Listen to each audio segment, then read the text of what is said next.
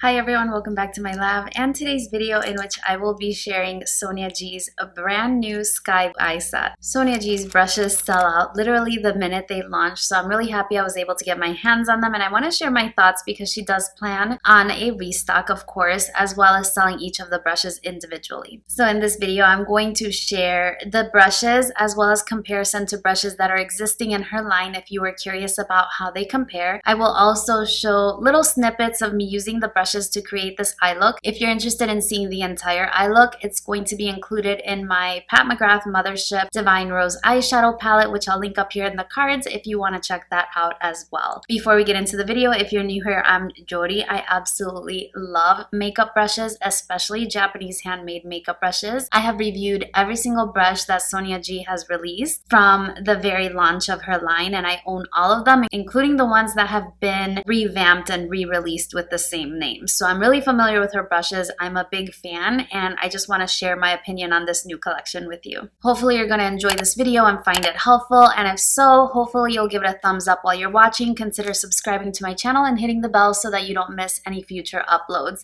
Now let's go ahead and get into it. The Sonia G Sky Eye Set is sort of meant to be sort of a travel collection and a continuation of the Sky Face Set, which I recently reviewed on my channel and I absolutely loved. So when I saw that she was coming up with an eye set, I knew I was going to have to purchase them. Sonia G is available for purchase on Beautylish, and my best advice if you're interested in these makeup brushes is to sign up for Beautylish email notices, because once you become a regular customer, they will often text you messages ahead of specific launches so that you can place a pre-sale order, and that way on launch date you don't have to worry about the hectic having to be online at a certain time and if products are going to sell out or anything like that. So typically I get my name on a list for a launch date, and they have sent me a text message, and I can often place my order even through a text message once you have your account set up and a method of payment set up on the website. So that's what I would suggest if you're interested in any of these new launches. It's really the least stressful way of purchasing them. I do purchase all of Sonia G's products myself. This specific set retails for $160. I'm going to show you the brushes one by one. I'm going to arrange them sort of largest to smallest. Most of the brushes are going to be dyed goat hair, and so those are going to be more suitable for powder products, but there is one that is undyed goat hair, which is the soft shader, and it was really great that she chose this one to be undyed goat hair. So starting with the Jumbo Blender. The Jumbo Blender is very reminiscent, in my opinion, to the Worker 2 brush from her regular line, and I'll show you close-ups of both of those brushes side by side. In terms of shape, now the Worker 2 is going to be undyed goat hair, and the Jumbo Blender is dyed goat hair. Now I have very small hooded eyes, so this brush is a little bit large for me, and the way that I decided to use this brush in my eye look today was to diffuse color once the color was already placed. So I deposited the color using a smaller brush so it would be specifically located where I wanted it, and then I diffused the edges using the Jumbo Blender on the outsides to sort of give me a blown out diffused look, and it functioned beautifully. The next brush in the line is the Soft Shader brush, and this is the one that is undyed goat hair. I really appreciate that this one is undyed goat hair because it's a really good laid down brush, like a packing brush for a metallic shadow, and oftentimes we like to dampen our eyeshadows when we're working with metallics to both avoid fallout as well as get maximum impact from those colors. So I appreciate that this brush isn't going to really be harmed if I spray it down with setting spray to get that really metallic payoff. When I used it in my application today, I did not dampen my shadow because I wanted to make sure that you can see the payoff that you can get from the brush itself. In today's eye look, I used it to apply a metallic shadow in the center of my spotlight eye. Now, it's not exactly what you're seeing right now because later on I topped it with a more glittery shade that I applied with my finger, but you can see in the little demo how this applied the metallic shadow beautifully with minimal fallout. In my opinion, from her existing collection, this one is the most similar to the Worker Pro brush, although I have to say that the Worker Pro brush is a little bit more open. This one is a little more compact and a little bit more condensed in terms of the bristles, so I would definitely prefer the Soft Shader for laying down eyeshadow on the lid, especially those metallic type shadows. I think that this is a fantastic addition to her line because the other brushes that she has that are for packing colors, they're really thick or bigger, or they're very small in terms of the smudgers, and this is just a perfect size. The next brush in the collection is the classic Crease brush. This brush is a blending brush, and it's got sort sort of a domed shape. It's a little bit tapered, but also more of a dome. In my opinion, this is similar to the Crease Pro brush from the Pro Eye Set. Those are the ones with the red handles and tapered handles as well. Now, the main difference that you'll see is in the Sky Set. This one is going to be a little bit more domed, whereas the one from the Pro Set, the Crease Pro, is more pointed. So if you have a defined crease, you may prefer a more pointed brush like this one. However, I have small, very hooded eyes, so something very diffuse like this allows me to blow out eyeshadows really nicely, and so I actually prefer this one. I used the classic crease brush today to deposit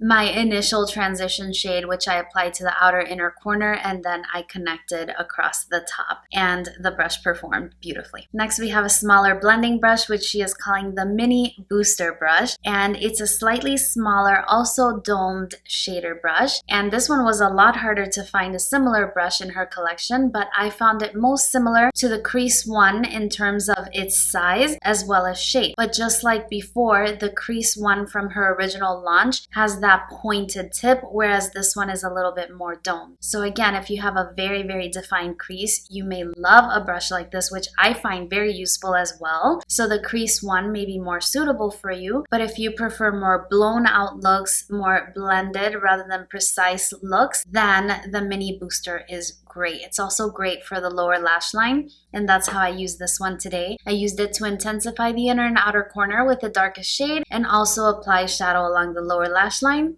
Also performs absolutely beautifully. The final brush in the new collection is called the Flat Definer brush, and this one is also really unique. The most similar brush that I could find in her collection was one of the smudgers, so I grabbed the smudger 2, but you'll see in the side by side that the smudger 2 brush is a lot wider, whereas the brand new Flat Definer brush is more narrow as well as slightly longer. So I really enjoyed this brush for applying eyeshadow to the brow bone as well as the inner corner. And also, if you're using more than one shade on your eyelid, this one would be really great to get on the inner corner of the lid as well for really precise color application. Really beautiful brush, really distinct from the other brushes in her line. Also performs absolutely beautifully. My final thoughts on the brushes: I used all of the brushes to create my eye look today. I did not go outside of this set, so I think it definitely suits the purpose of being a travel-friendly set where these would be the only eye brushes that you would need. I really appreciated the finish on the bristles, whereas you have 4 that are dyed goat hair and very soft, and 1 that is undyed and makes it easier to work with dampened and metallic eyeshadows. Now, if I were going to select a favorite brush, it's gonna be really hard, but I do have to say that the soft shader is going to be one that I would definitely recommend. I wouldn't mind having another one of these in my collection for sure. I really love this tiny blender, the Mini Booster brush. Really great for deepening out the crease and for really beautiful blending, especially because of that dome shape. And then